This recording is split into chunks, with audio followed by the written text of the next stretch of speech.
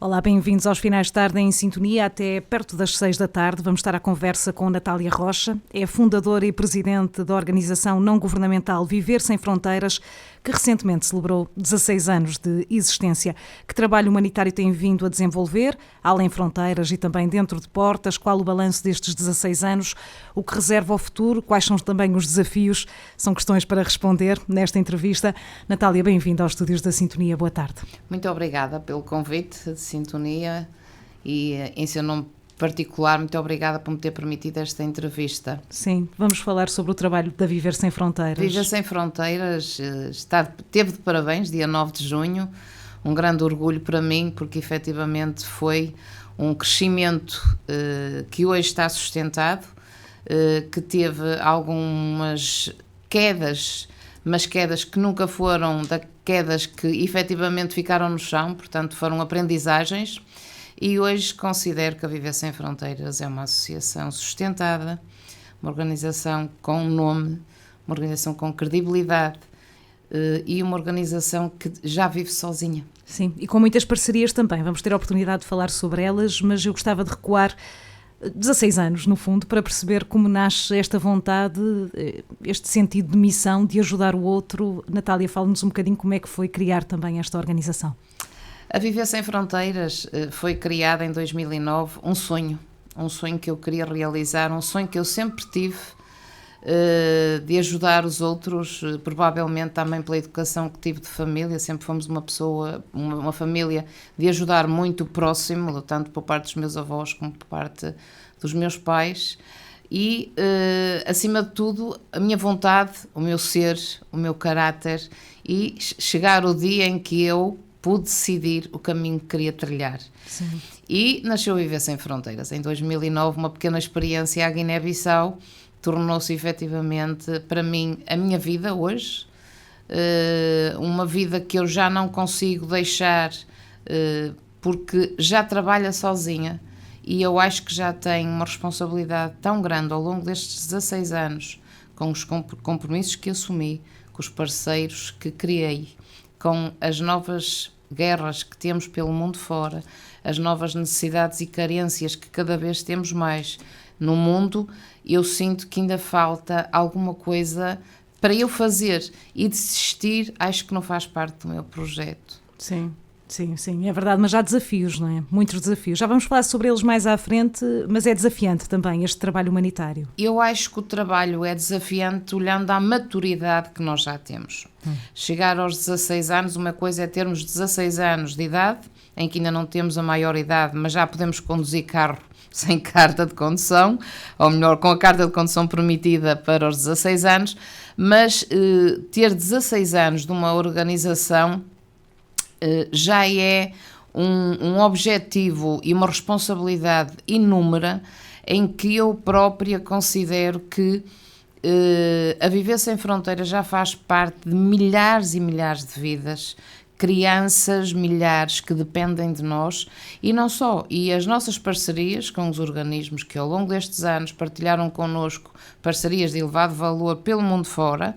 Estamos a falar Cabo Verde, Guiné-Bissau, São Tomé e Príncipe, Moçambique, neste momento na Ucrânia, não é? Onde estamos a trabalhar profundamente. Moçambique também estamos com um projeto muito bonito.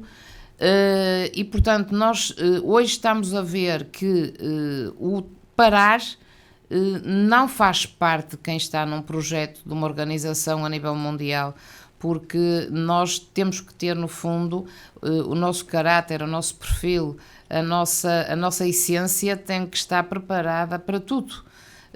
Nós costumamos dizer que quem vai à guerra sabe que vai, mas não sabe se volta. Sim. E neste momento eu considero que todas as minhas missões, que neste momento no início foram pacíficas, porque basicamente eu estava na Guiné-Bissau, neste momento eu considero que faço missões já de alto risco. Sim, não há um risco aqui de segurança para os próprios voluntários que vão nestas missões humanitárias. Nós hoje já não somos olhados como voluntários, pessoas que ajudam, somos respeitados por muitos, mas também, infelizmente, já não temos a segurança de quem anda na rua e nos vê ajudar os outros, de sabermos que estamos ali em segurança só porque estamos a ajudar o próximo. Não. Nós hoje já corremos graves riscos humanitários de segurança, tanto em Portugal como no estrangeiro. Já vamos falar sobre isso mais à frente, sobre os desafios também que ficam para o futuro, as dificuldades que a Viver Sem Fronteiras vai continuar a enfrentar, porque vai continuar no terreno a trabalhar certamente.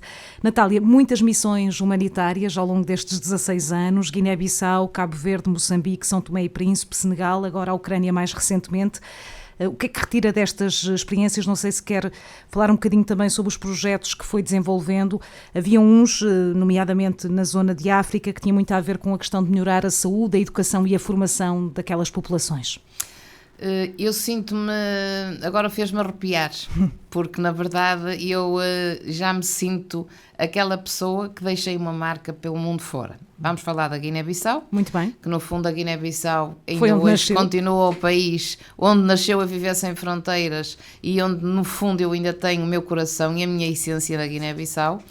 E temos marcas que eu acho que só na verdade a minha força de mudar e de acreditar que é possível, desde a construção de 2 bibliotecas que são referência no país, uma foi inaugurada em dezembro de 23 e outra foi inaugurada em junho de 2017 e hoje são referência no país.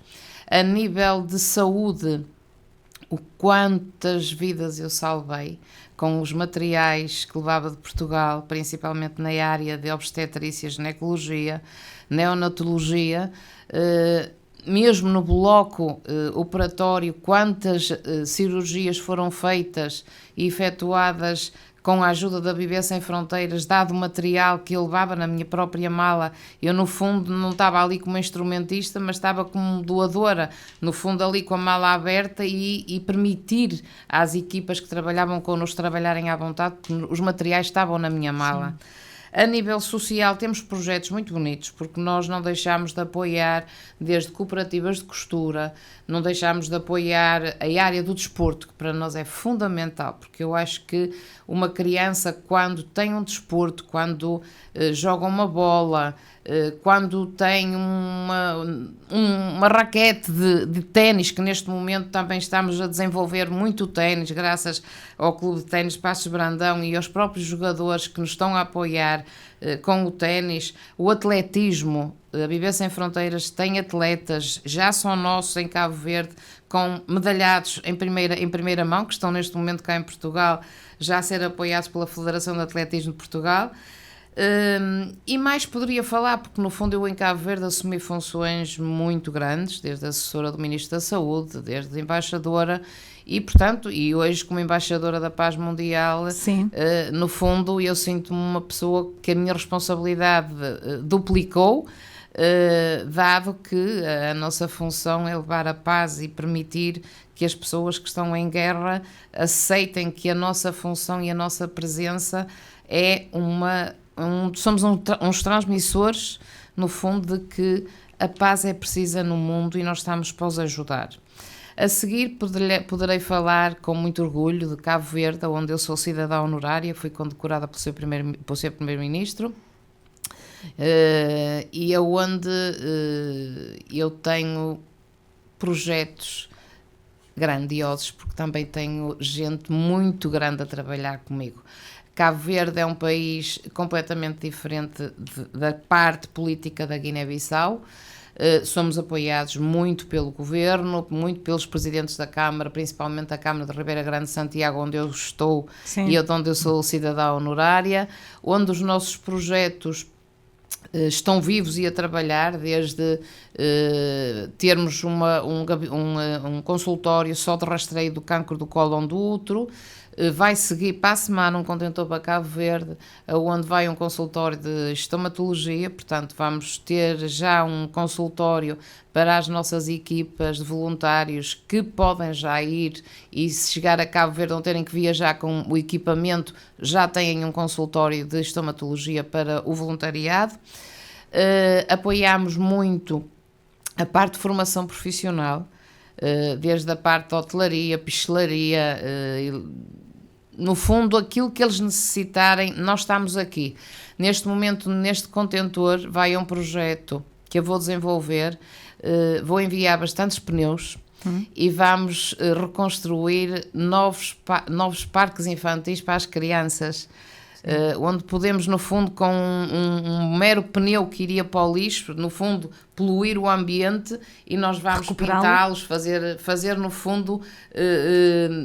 objetos diferentes onde as crianças possam ocupar o seu tempo ao fim do dia nos jardins. Vamos outra vez novamente, porque é o nosso projeto de referência, é cada família ter um colchão para dormir. Vão seguir colchões neste novo contentor, e vamos apoiar também a parte dos pescadores, que a zona de Ribeira Grande de Santiago é uma zona de muita pesca. E os pescadores estão muito desprovidos, desde roupa mais quente para eles poderem estar no mar. Estamos a dizer, a África é quente, quem está no meio do mar a pescar durante a noite tem frio, portanto, e nós vamos com bastante material nesse sentido para poder apoiar. E levamos, Cabo Verde, Ribeira Grande, Santiago está a apoiar muito as artesãs em fazer trabalhos tradicionais, desde bonecos, desde colares, desde, no fundo, o artesanato, tudo que eles possam inventar. Sim. Saquinhos, cestinhas para o pão. Então eu pedi a uma empresa que nos doasse tecidos, e vai uma remessa bastante grande de tecidos para que a gente possa oferecer a essas artesãs, para elas ainda inovarem muito mais essa atividade. Por último, Moçambique. Sim. Moçambique, neste momento, também é um país que me está no coração. Eu trabalho com os freios capuchinhos, e então nós estamos a construir um orfanato, estamos a apoiar na construção de um orfanato que vai abarcar com 40 crianças, 20 meninos e 20 meninas. Eu era para estar em Moçambique julho e agosto, mas não vou poder estar, porque foi-me pedido se eu, no fundo, ia coordenar o projeto enquanto as pessoas que lá estão à frente pudessem ir de férias, mas eu não vou poder estar lá. No entanto, é um projeto lindíssimo, porque está à frente do projeto um freio italiano, e Itália, nesse aspecto, é um país que não se pode falar em órfãos, porque eles são muito solidários na ajuda financeira para pagar as obras referentes ao investimento. Contudo, ainda nos faltam bastantes verbas, mas acho que, no fundo, com toda a força que as pessoas que estão à frente e os voluntários italianos que estão a acompanhar o projeto, vamos conseguir concluir. Neste momento, na verdade, é como eu digo, estou a apoiar a Ucrânia. Eu estou muito era isso que queria falar. Na Ucrânia. Como é que começou este apoio à Ucrânia? Foi logo quando instalou o conflito, quando a Rússia invadiu a Ucrânia, um bocadinho mais tarde? Foi Natália? Um bocadinho mais tarde. Quando começou o conflito, eu estava em missão em Cabo Verde. E quando regressei, perguntaram-me: Natália, tu és a mulher que entras logo numa missão de ajuda quando acontecem estas catástrofes. E eu estava longe de pensar como é que estava, no fundo, a situação na Ucrânia, e disse, neste momento, pelo que eu vejo nas notícias, efetivamente, o mundo inteiro está a ajudar a Ucrânia, Portugal, que somos muito nessa área. Houve uma grande onda solidária. Temos uma área solidária muito grande, mas a minha resposta foi esta: neste momento eu ainda não estou a fazer falta, porque está a sair muito material, temos que acreditar que este material vai ser entregue a quem precisa, porque as pessoas estão mesmo a ajudar de verdade. Quando for preciso, eu estou aqui. Pronto, e chegou a altura, em abril, fim de abril, princípio de junho, parti para a Ucrânia, em 22, onde eu estive na fronteira, entrei pela Roménia, e estive na fronteira em Sirete, com ordem da polícia, tanto romena como ucraniana, porque tinham sido postas fora do país bastantes ONGs que não estavam acreditadas e que estavam com segundos objetivos na fronteira. Então foi-me concedido o crachá, fui com outro voluntário, foi-me concedido o crachá, e estávamos a ajudar no controle do tráfico de mulheres e crianças. Entretanto, tivemos lá, levámos um caminhão nessa altura, por estrada, onde o nosso material foi para a Ucrânia através do apoio do Rotary Club de Suceava, na Roménia, e foi entregue aos Rotary Clubs da Ucrânia, do lado ucraniano. A seguir, é óbvio que nós ficamos sempre com aquela sensação, as notícias pedem-nos ajuda, e se há coisas que eu sou, é aquela pessoa, quando eu tenho e sei que isso faz falta, eu vou para a guerra, eu vou à frente, eu sou uma mulher de trincheira, como eu costumo dizer. Conseguimos fazer isso através de amigos no início, e agora que temos uma parceria com uma associação que é a Partilha Magnífica, que tem como presidente gente ucraniana e muita gente também portuguesa que faz parte do corpo da associação, e estamos a fazer um belíssimo trabalho em parceria. Portanto, que tipo de ajuda é que vocês estão a prestar neste momento? Qual é o tipo de material que é mais necessário? O material necessário neste momento, nós estamos a privilegiar a parte da saúde, porque como não se vê nas notícias, porque elas não são transmitidas aquilo que os nossos olhos veem no terreno, material hospitalar que precisamos de toda a ordem, consumíveis, gases, betadines, medicação, muitos analgésicos, porque na verdade as dores daquela gente, eu acho que muitos era preferível partirem do que ficarem naquele sofrimento atroz. E estamos a privilegiar também, no fundo um bocadinho com tudo, mas muita comida enlatada, muita comida para as crianças, porque nós estamos a apoiar muitos orfanatos, estamos a apoiar centros onde as crianças vão almoçar e jantar e depois permanecem em descanso noutro centro. E no fundo estamos a conseguir, neste momento vamos levar bastante roupa, estamos a ajudar os militares na linha da frente. Sim. Não me custa dizer isso, porque são pessoas que estão ali civis, que precisam de... São chamados para a frente de combate. São chamados para a frente de combate, precisamente, que estão ali desprovidos de alimentação, muitos deles medicação, porque são ou diabéticos, ou hipertensos, ou as doenças que surgiram em consequência da má alimentação, da falta de tudo que eles têm ali.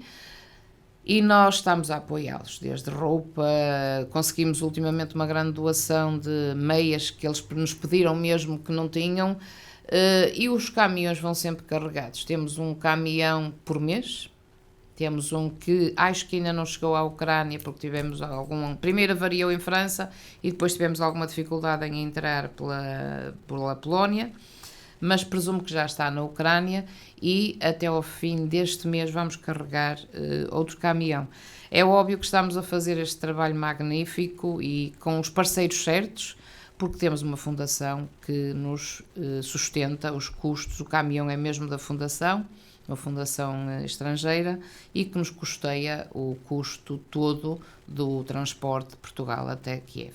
E as pessoas são solidárias com a Viver Sem Fronteiras, porque há sempre muito material a circular para onde é mais necessário. As pessoas continuam a ter esta bondade e generosidade de ajudar o outro? Continuam. É como eu digo, a Viver Sem Fronteiras vive sozinha, mas continuo aqui a fazer um alerta. Ainda continuamos a receber material que não era digno de chegar às nossas mãos.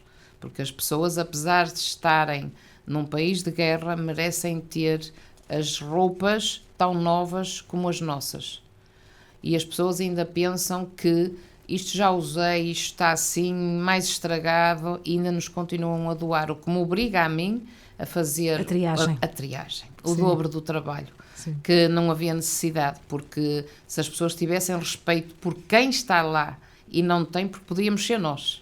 Nós estamos a pôr-nos num papel que poderíamos ser nós. E ninguém sabe se de hoje para amanhã, com todas estas confusões a nível político e estes desentendimentos, se um dia não vamos pagar também essa fatura cá em Portugal. Muito bem. E falando sobre Portugal, a Viver Sem Fronteiras também trabalha. Dentro das fronteiras portuguesas, por exemplo, no apoio a sem-abrigo, a Natália costuma ir de 15 em 15 dias, penso eu, até ao Porto, para apoiar sem-abrigo, distribuindo alimentos, sopa solidária? Eu faço isso com o coração na rua de 15 em 15 dias, mas faço muitas vezes sozinha. Muito bem. No silêncio. Faço a sopa de legumes, se eu tiver material doado, levo desde a fruta, desde uma bebida, desde o pão, porque tenho amigos meus que basta só dizer, eu amanhã quero ir para a rua, preciso deste material, e o material surge. É óbvio que com o Coração na Rua é outro trabalho muito mais organizado, porque já está uma equipa muito montada e com pessoas que já têm, basta, no fundo eu indo sozinha sou uma mulher, no Coração na Rua pelo menos temos homens que nos protegem um bocado da nossa segurança. Sim. E é com grande mágoa e fico muito triste, eu não sou uma mulher de medo como vê, uma mulher que anda pelo mundo e que anda em países em guerra não pode ser uma mulher com medo, mas o Porto está a ficar muito difícil, mesmo para nós voluntários. Há um episódio recente de violência, veio nas notícias, de um grupo de voluntárias que foi agredida verbalmente e fisicamente. A própria PSP foi agredida que estava lá. Sim, não é? Sim. No fundo, como é que olha para este tipo de casos, sobretudo direcionados a pessoas que estão apenas a prestar ajuda e a ajudar o outro, não é? Olho com duas vertentes. Triste, não é? Fico triste porque nós deixámos o nosso conforto, deixámos a nossa casa, estamos ali 4, 5 horas a falar com as pessoas que às vezes uma mera palavra vale mais do que estar ali com uma boa comida, porque ninguém imagina quem está na rua e o porquê que está na rua. E eu, quando vou sozinha, faço vários sítios com o meu carro. E paro mesmo, eu sento-me no chão a falar com as pessoas que estão já tapadas com as mantas e dentro dos seus caixotes a dormir. E posso lhe dizer que começo a temer, porque nunca sabemos quem está do lado de lá. E esta taxa de imigração veio afetar-nos, no fundo, a nossa segurança. Posso lhe dizer que nós estamos com 50% dos nossos sem-abrigo a vir comer são já imigrantes, e os nossos portugueses a refugiarem-se, porque alguns já têm mesmo receio dos próprios imigrantes. E então nós temos que ir ter com eles, porque eles não fazem parte já da fila com receio de serem agredidos. Isso é triste, quando no fundo há 3 anos atrás... Mas não estamos a falar de uma questão de apenas de receio ou de medo, mas de terem existido situações concretas de agressões. É isso, Natália? Efetivamente. Porque às vezes temos a questão da percepção, da insegurança. Não, eu não tenho medo. Eu tenho medo, efetivamente, de nos agredirem por estarmos a fazer o bem a pessoas que eles não querem que sejam apoiadas. E porquê é que não podemos fazer o bem, no fundo, se podiam estar eles ali? O que é que eles beneficiam em nos agredir? Em não darmos comida a quem está na rua, a quem não tem um teto, a quem não tem uma família? Isso não tem lógica, mas vai piorar, acredite. Vai chegar a uma altura que nós próprios, e já se está a ver, não é? Há voluntários já com receio de fazer este trabalho? Eu não quero dizer o medo, o receio. Mas apreensivos, pelo menos. Apreensivos, precisamente. Não, hoje vemos uns, amanhã poderemos ser nós. E em termos, por exemplo, havendo mais policiamento, poderia ajudar? Às vezes a presença das forças de segurança ajuda a dissuadir eventuais comportamentos? Eu penso que sim, mas a prova evidente é que esta última agressão foi mesmo um PSP que tentou interferir na agressão aos voluntários, também foi agredido. Portanto, se for um grupo, não são 2 PSPs nem 2 GNRs que vão fazer face à nossa proteção. Sim. Porque sabe que hoje, no fundo, as pessoas andam munidas de facas, navalhas, e facilmente nós somos mortos sem nos apercebermos que alguém que está por trás é a pessoa que nos vai tirar a vida. Exato. Queria falar também sobre a questão do voluntariado e perceber se é cada vez mais difícil encontrar pessoas que estejam dispostas a dar do seu tempo em prol do outro. Vou-lhe dizer isso com a verdade. Eu acho que hoje as pessoas não estão tão predispostas a deixar o seu tempo para ir ajudar o outro. Existe um grupo fiel, existe um grupo que nasceu para ajudar o próximo, existe um grupo que quer ir numa missão porque acha que uma missão é uma coisa engraçada de se fazer. Eu até vou a uma missão em África só para ficar no meu currículo. Eu fiz uma missão, mas depois eu faço-lhe a pergunta: continuam? Desistem. Ou seja, não é uma questão só de captação, mas de fixação de pessoas. Não há fixação. É difícil. Não há fixação. Chegam a uma altura que desistem, não abdicam do seu tempo, poderei chamar, não têm tempo. Efetivamente, não podem não ter tempo, não têm, também podem estar a passar por seus problemas familiares, acredito que também isso exista, mas a maior parte eu acho que não o faz porque não quer abdicar dos seus bens pessoais, das suas mordomias, dos seus jantares, e eu muitas vezes vou dar comida aos sem-abrigo e depois também vou fazer os meus jantares e também saio, portanto eu consigo ter tempo para os outros e ter tempo para mim. Sim. Portanto, eu não acho que as outras pessoas também o poderiam fazer e muitos não fazem, desistem porque isto obriga a muitas horas de trabalho. Sim, e o que é que estará na causa disso, de haver menos pessoas dispostas a dar do seu tempo? Tem a ver com uma sociedade cada vez mais individualista, se calhar mais centrada nas novas tecnologias e a viver atrás de um ecrã? Eu acho que sim, está 100% de acordo com o seu pensamento. As pessoas cada vez pensam mais, eu não vou abdicar, eu quero ir, mas eu prefiro, já tenho um plano feito para sair, para ir a um jantar, para ir programar as minhas férias, tudo isso se pode fazer. Nós podemos ajudar o próximo e fazer tudo isso, mas é preciso as pessoas descolarem um bocadinho o seu comodismo e dizerem não, eu hoje vou dar um bocado daquilo que eu tenho pelo próximo. Sim. Porque hoje o fazer bem, eu tenho mais crianças entre os 13, 15 anos que querem ir ver o que é o voluntariado à noite do que propriamente jovens já com 27, 30 anos. Ok. Natália, a Paula Neves está à escuta e diz bem-aja pelo teu coração. Falamos aqui sobre a questão, e é verdade, o voluntariado requer tempo, requer dedicação, mas também se ganha com isso, e eu gostava de virar a moeda, ou seja, o que é que lhe deu a si também este trabalho de voluntariado que já faz há muito tempo? Quais são as vantagens também de fazer o bem pelo outro? Isso é muito fácil de eu explicar porque sinto do fundo do coração. Eu, ao longo destes 16 anos, aprendi, apesar de ser de uma família que temos tudo, mas fui educada em ajudar o próximo. E o que é que eu vou buscar, no fundo, com este meu trabalho humanitário? Eu sou uma pessoa que vejo o mundo com uma característica não sou materialista, não sou egoísta. O que eu tenho para mim, se der para mim, eu gosto de dar aos outros, eu amo dar, eu amo ajudar. Às vezes acredito, sei que tenho uma família que não vai ter X comida para a noite, eu vou à minha despensa e eu dou.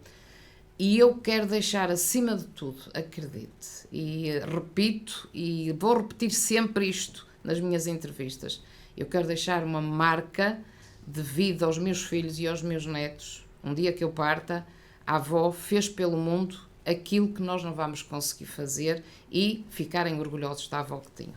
Muito bem. Natália, envolvidos 16 anos, que balanço é que faz deste trabalho de Viver Sem Fronteiras? Já abordamos aqui muito do trabalho que tem vindo a ser feito. Balanços? Balanços. Eu queria pelo menos estar mais 10 anos. E faço um balanço positivo porque 16 anos de um trabalho com 122 contentores de ajuda humanitária que saíram dos nossos armazéns, com centenas de viagens que eu fiz, com doenças que apanhei irreversíveis.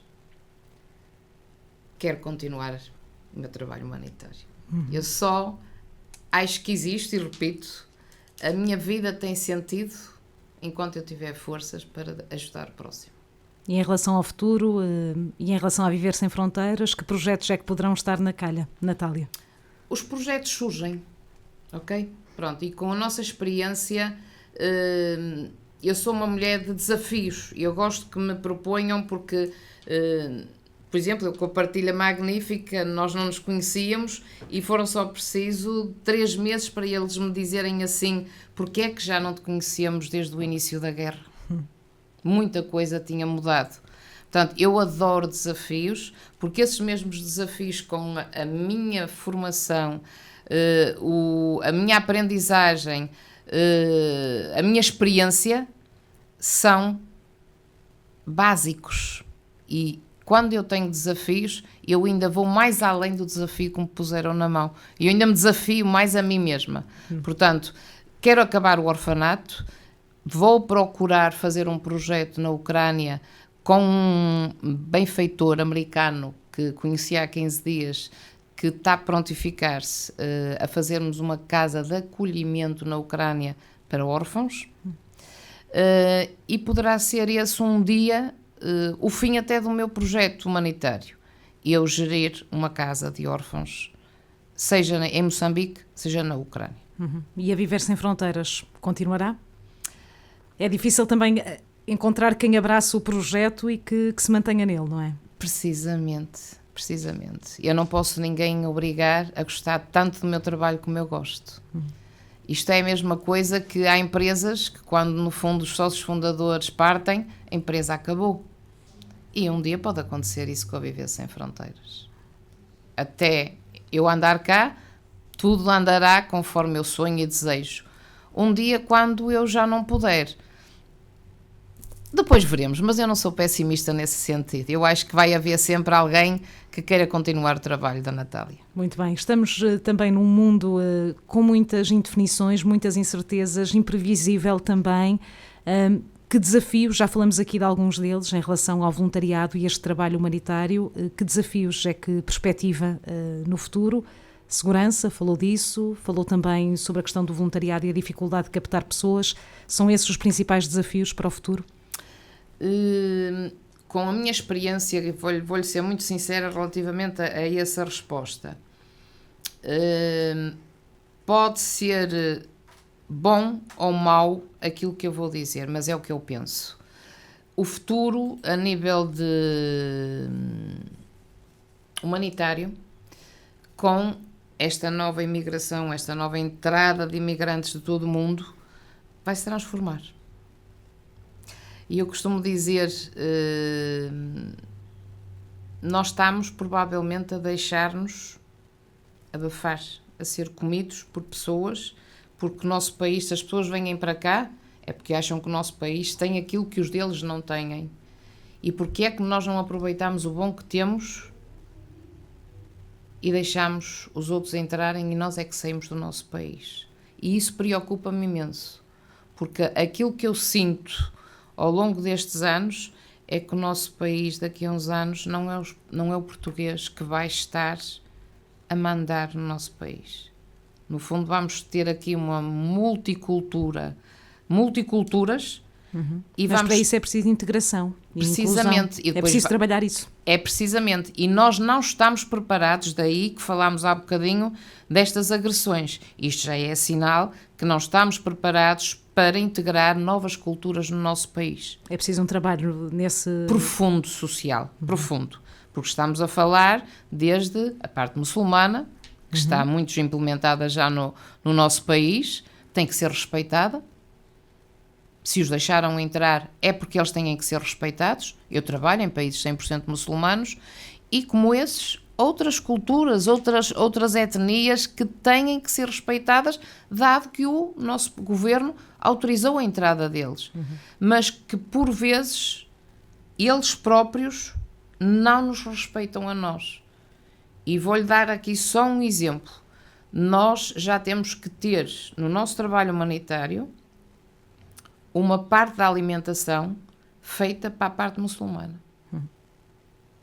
Portanto, nós já estamos a respeitar quem vem para a fila pedir comida e já estamos a fazer um trabalho social que será, no futuro, muito mais profundo e que terá que ser muito mais bem trabalhado para evitarmos estas rixas sociais. É preciso também conhecer essas culturas e fazer também um combate à intolerância. Só porque é diferente ou porque é desconhecido não quer dizer que seja naturalmente mau. É preciso mesmo um trabalho de fundo. Precisamente, Natal. E sabe uma coisa, para mim não me custa, porque como eu sou uma mulher, no fundo, que viaja o mundo, sim, eu tenho que respeitar com as pessoas para conversar com elas. Eu tenho que respeitar as culturas todas.